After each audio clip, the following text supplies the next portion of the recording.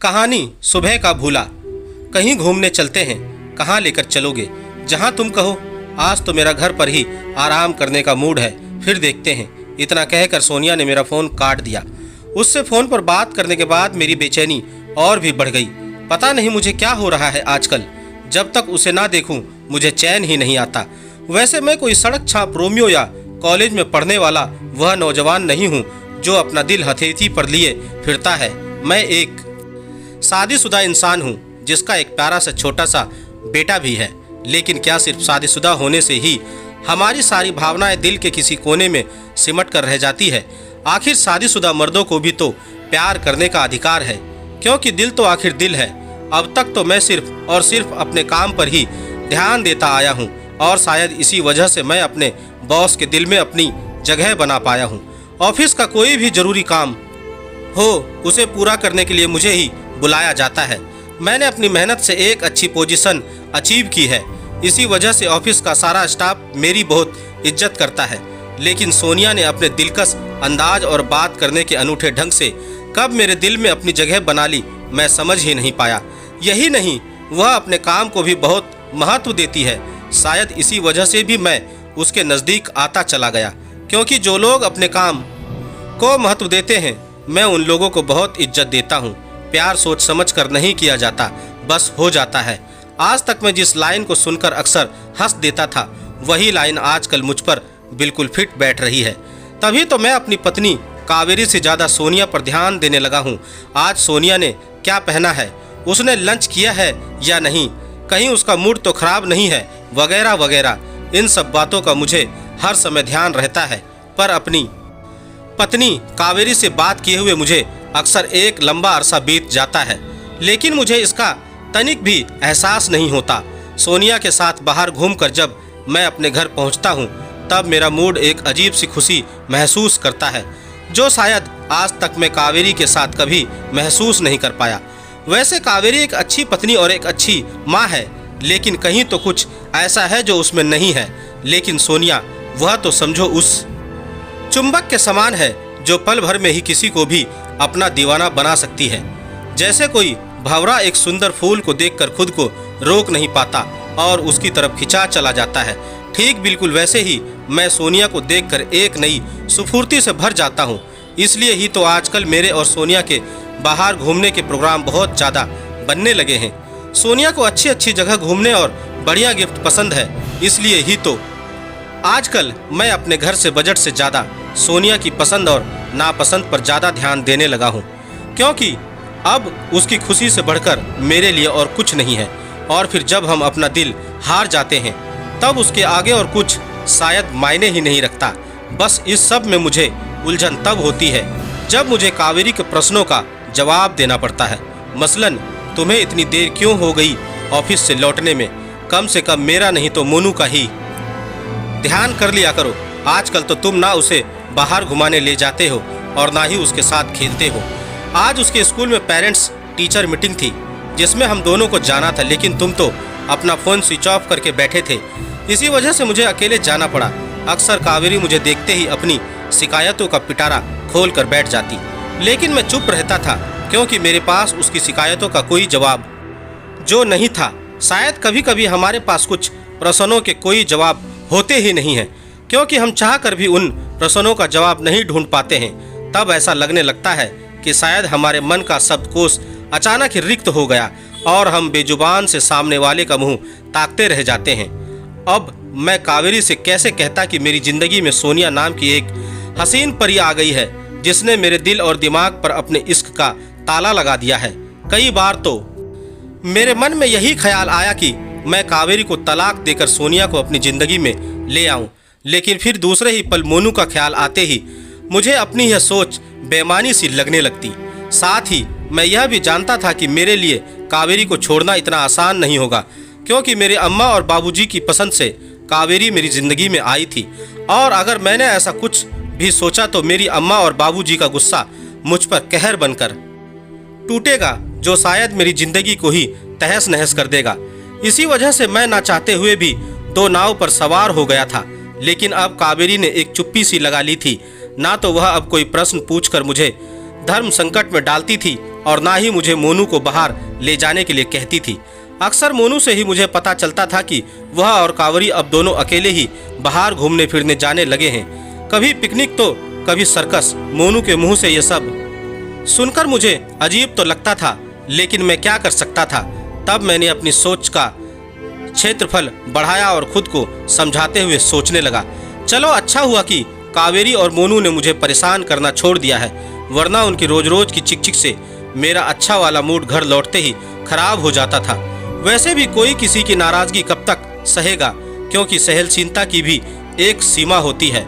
और फिर अब तो मेरी और सोनिया की नज़दीकियाँ और भी ज़्यादा बढ़ने लगी थी। ऐसे में मेरा वापस लौटना असंभव ही लग रहा था। आजकल तो मैं और सोनिया लव बर्ड्स बने हुए प्रेम के आकाश में उड़ते रहते हैं। कितना अच्छा लगता है एक दूसरे का हाथ थामकर दूर निकल जाना, कभी बारिश में भीगना और कभी गर्मा गर्म भुट्टे खाना।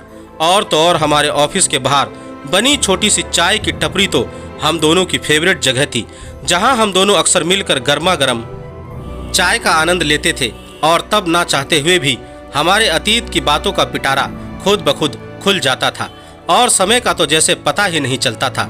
सच में प्यार ऐसा ही तो होता है, जहां बेमतलब की बातें यूं ही होती रहती है। हम बस मन की आंखों में अपने प्रेमी का मन पढ़ते रहते हैं।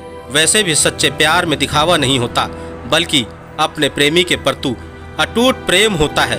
तभी तो मैं सोनिया की किसी भी बात को टाल नहीं सकता था और तब उसकी हर बात मानना मेरे लिए बेहद जरूरी हो जाता था। इसलिए ही तो मैं अब ज़्यादातर उसका ऑफिस का काम खुद करने लगा था। वैसे यह सब मेरे लिए आसान नहीं था, क्योंकि हर ऑफिस के कुछ नियम और कायदे होते हैं जिन्हें इग्नोर नहीं किया जा सकता। लेकिन मैं यह सब जानते हुए भी अक्सर सोनिया की हेल्प कर दिया करता था। मेरे दोस्त पीयूष ने मुझे कई बार इस बारे में समझाते हुए कहा था, यार दोस्ती अपनी जगह है, लेकिन ऑफिस का काम अपनी जगह है। सोनिया के हिस्से का काम करके कभी किसी बड़ी मुसीबत में मत पड़ जाना, क्योंकि अगर कुछ भी ऊंच नीच हुई तो तू ही जिम्मेदार होगा। तब मैं पीयूष की बातों को अनसुना कर देता, क्योंकि अब मैं उसे यह कैसे कहता कि मैं अब सोनिया का दोस्त नहीं बल्कि उससे बढ़कर हूँ। अभी मैं यह सब सोच ही रहा था कि अचानक मेरा फ़ोन बज उठा। फ़ोन पर मेरी पत्नी कावेरी थी। हाँ बोलो, कैसे फ़ोन किया? मैं थोड़े गुस्से से बोल पड़ा। मैंने तो बस यही बताने के लिए फ़ोन किया था कि मैं और मोनू थोड़े दिन के लिए मामा जी के यहाँ जा रहे हैं। अगर तुम्हें समय मिले तो उनसे मिलने आ जाना, उन्हें अच्छा लगेगा। इतना कहकर कावेरी ने फ़ोन काट दिया। कावेरी से बात होने के बाद मुझे तो ऐसा लगा मानो मुझे कोई आली दिन का चिराग मिल गया हो, क्योंकि अब कावेरी और मोनू तो कुछ दिन के लिए मामा जी के यहाँ रहने वाले हैं। इसलिए मुझे कुछ भी करने की खुली छूट मिल गई थी और साथ ही घर लौटने की कोई पाबंदी भी नहीं थी। कुल मिलाकर यह मेरे लिए कोई लॉटरी निकलने के समान था। फिर मैं जल्दी जल्दी अपने ऑफिस का काम निपटाकर सोनिया के घर की तरफ चल पड़ा, ताकि उसे अचानक पहुंचकर सरप्राइज दे सकूं। रास्ते भर मैं सोनिया के बारे में सोचकर ही रोमांचित होता जा रहा था, लेकिन जब मैं उसके घर पहुंचा तब उसके अजीब से हाव भाव देखकर मेरा सारा रोमांस हवा हो गया। अजीब से कपड़ों में बैठी सोनिया अपने नाखूनों पर नेल पेंट लगा रही थी। तेज धुन पर बज रहे फिल्मी गाने के साथ साथ सोनिया भी गुनगुना रही थी। सामने सोफा पर ढेर सारे कपड़े पड़े थे और मेज पर 2-3 कप उल्टे पड़े थे, जिन पे पी गई चाय सूख चुकी थी। मुझे अचानक सामने देखकर सोनिया हड़बड़ा गई। फिर वह तुरंत घर को ठीक करते हुए बोली, सॉरी यार, मेरी काम वाली बाई नहीं आ रही, इसलिए मेरे घर की ऐसी हालत हो रही है, वरना मैं तो बहुत सफाई पसंद हूँ। फिर वह अंदर गई और मेरे लिए पानी ले आई। मैं पानी पीकर अभी गिलास मेज पर रख ही पाया था कि सोनिया तुरंत बोल पड़ी, कुछ खाओगे क्या?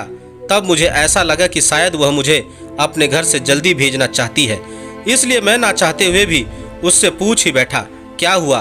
क्या कोई आ रहा है क्या? नहीं यार, दरअसल मेरा पड़ोसी महेश अभी थोड़ी देर में मुझे पिक करने आने वाला है, क्योंकि आज उसकी कॉस्मेटिक कंपनी एक नया प्रोडक्ट लॉन्च करने वाली है और वह चाहता है कि उसकी पत्नी की जगह मैं आज की पार्टी में उसके साथ चलूं, क्योंकि उसे सारे सेलिब्रिटीज़ पर अपना इम्प्रेशन जो जमाना है। अब तुम तो जानते ही हो कि आजकल दिखावे का जमाना है, बस सब कुछ बाहर से सुंदर होना चाहिए, भले ही आप अंदर से कैसे भी हों। सोनिया की यह बातें सुनकर मेरा मन एक अजीब सी कड़वाहट से भर गया। पहले तो मुझे समझ ही नहीं आया कि मैं कैसे रिएक्ट करूं। मैं जैसे तैसे अपने मन को शांत करने का उपक्रम करने लगा, क्योंकि मैं इसके अलावा और कर भी क्या सकता था। तभी सोनिया जल्दी से अंदर गई और एक प्लेट में पिज्ज़ा के 2 पीस और 1 कप ब्लैक कॉफ़ी मेरे लिए ले आई। मेरे पास अब कुछ बनाने का समय नहीं है, वरना मैं तुम्हारे लिए कुछ बना देती, क्योंकि मुझे अभी पार्टी के लिए तैयार भी होना है। मैंने कल अपने लिए एक पिज़्ज़ा ऑर्डर किया था, उसी के यह 2 पीस फ्रिज में रखे थे, उन्हें ही मैं तुम्हारे लिए गर्म करके लाई हूँ। और साथ में अगर ब्लैक कॉफ़ी पियोगे तो पिज़्ज़ा के कारण बढ़ाने वाली कैलोरीज का अच्छे से बैलेंस हो जाएगा। इतना कहकर वह तैयार होने लगी।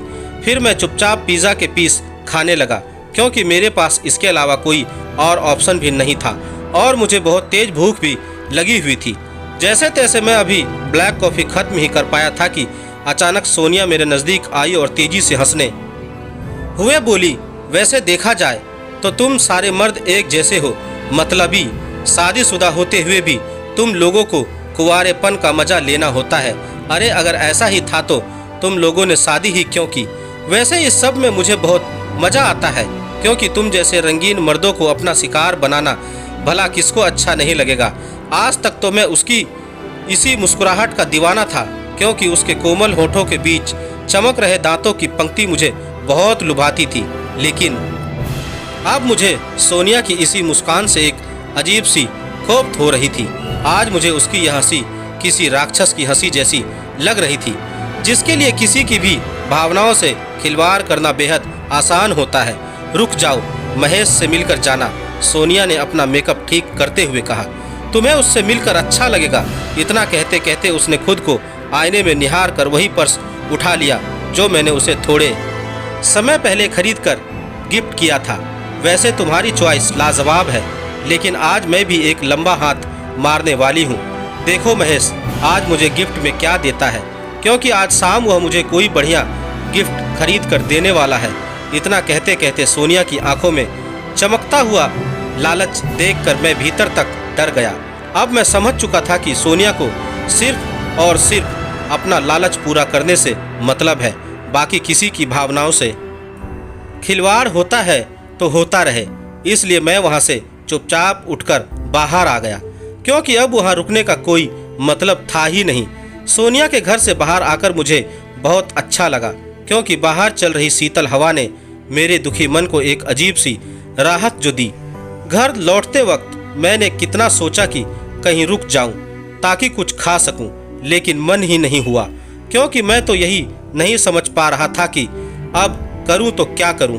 इधर सोनिया का सच जानकर मेरा मन टूटा हुआ था, तो दूसरी ओर कावेरी और मेरे बीच आई हुई दूरियां निरंतर मेरे भीतर एक बवंडर मचा रही थी।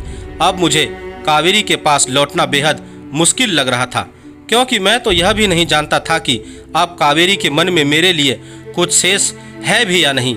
अब जब मेरे दिल और दिमाग में एक द्वंद्व चल रहा था, तब ऐसे में मेरे लिए कोई भी डिसीजन लेना बहुत मुश्किल हो रहा था। इसलिए खुद को शांत करने के लिए मैं बाथरूम में घुस गया और गर्म पानी से नहाकर जब बाहर निकला तब मैं काफ़ी अच्छा महसूस कर रहा था। कावेरी के घर पर ना होने के कारण मुझे यह तो मालूम था कि आज डिनर में मेरे लिए कावेरी ने कुछ भी नहीं बनाया होगा। बस यही सब सोचकर मैं किचन की तरफ बढ़ गया ताकि फ्रिज से कुछ निकाल कर खा सकूं। लेकिन किचन के स्लैब पर रखा एक गर्म खाना रखने का टिफिन बॉक्स और उसके साथ पड़ी हुई एक छोटी सी पर्ची देखकर मैं हैरान रह गया। पर्ची में लिखा था, मैं तुम्हारे लिए आलू के पराठे बनाकर इस टिफिन बॉक्स में रखकर जा रही हूँ ताकि तुम रात को खा सको। और हाँ, मैंने अपनी काम वाली बाई कमली को बोल दिया है कि वह तुम्हारे लिए खाना बना देगी। रोज रोज बाहर का खाना मत खाना, वरना तुम्हारा पेट खराब हो जाएगा।